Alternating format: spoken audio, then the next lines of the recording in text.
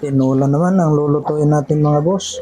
May nakabarter kami. Isang pata palit sa isang native na manok. Mukhang dihado nga kami dito mga boss, pero okay lang yan. Importante, mahalaga. Yan o. Tinola. Atulan mo na yan. Yan, pero abot pa puno. Fast forward na nga tayo dito mga boss. Hindi ko na pinakita kung paano siya hinatulan para makaiwas tayo sa anumang violationis kay Lolo Mitch.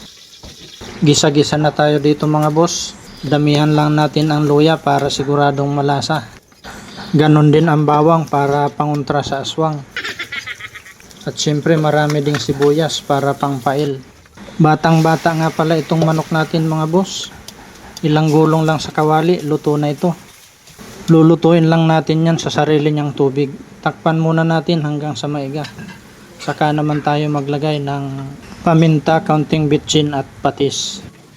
Yan, kaunting mikos-mikos lang, saka uli natin takpan mga boss.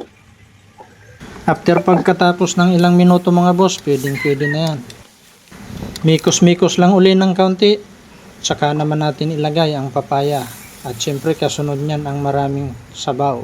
Masarap kasi ang sabaw nito mga boss. Sabi nga, sabaw pa lang ulam na. Totoo naman po yun. Takpan lang uli natin mga boss hanggang sa maluto ang papaya. After pagkatapos niyan mga boss, maglalagay naman tayo ng isang chicken cube para siguradong masarap ang sabaw. Naglagay na rin tayo ng siling green. Kasunod naman yan ang malunggay at dahon ng sili. Malapit na ito sa katotohanan mga boss, kaya kung umabot ka sa part ng video ito, pa-like and share naman. Maraming salamat. Kain tayo mga boss. Ano, boss?